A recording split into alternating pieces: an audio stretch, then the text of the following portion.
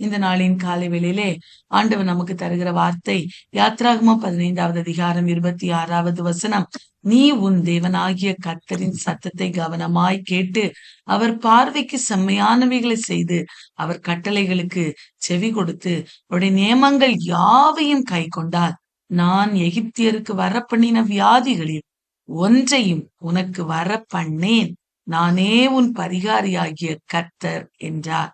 அன்பான தேவ பிள்ளைகளே, இந்த வார்த்தையானது இஸ்ரவேல் ஜனங்கள் சிவந்த சமுத்திரத்தில் இருந்து இப்பொழுது அவர்கள் பிரயாணப்பட்டு போகிறாங்க. இங்க சூர் என்கிற வனாந்தரத்துல போய் இருக்கிறாங்க. இங்க அவர்களுக்கு 3 நாள் தண்ணீர் இல்லாமல் இருந்தது. திருப்பி மாறான ஒரு இடத்துக்கு வர்றாங்க. அங்க தண்ணீர் கசப்பாய் காணப்பட்டது. இந்த கசப்பான அந்த தண்ணீரை கர்த்தர் மதுரமாய் மாற்றி கொடுத்தார். கொடுத்ததற்கு பின்பதாக கர்த்தர் அவங்களுக்கு கொடுத்த வார்த்தை தான் இது. நீ உன் தேவனாகிய கர்த்தரின் சத்தத்தை கவனமாய் கேட்டு. சில காரியங்களை ஆண்டவர் அவர்களுக்கு சொல்லுகிறார். கர்த்தருடைய வார்த்தைகளை, அவருடைய சத்தத்தை கவனமாய் கேட்கணுமா.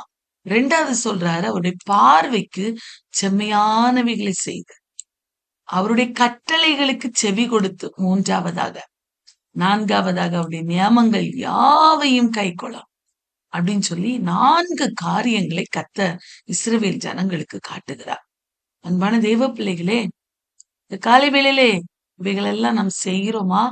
கர்த்தருடைய சத்தத்தை கேட்கிறவர்களா இருக்கிறோமா? அவருடைய பார்வைக்கு செம்மையானவைகளை செய்கிறோமா? அடுத்து சொல்றார் பாருங்க, கட்டளைகள், அவருடைய வேத வார்த்தைகளுக்கு செவி கொடுக்கிறவர்களாய் இருக்கணுமா? 4வது நியமங்கள், அவர் சொல்லி இருக்கிற ஒவ்வொன்றையும் கை கொண்டால், அடுத்து சொல்றார் பாருங்க, எகிப்தியருக்கு வரப்பண்ணின வியாதிகளில் ஒன்றையும் நான் உனக்கு வரப்பண்ணேன். நானே உன் பரிகாரியாகிய கர்த்தர். நான் உன்னுடைய ஹீலர். நான் உனக்கு சுகத்தை தருகிறவர், ஆரோக்கியத்தை தருகிறவர்.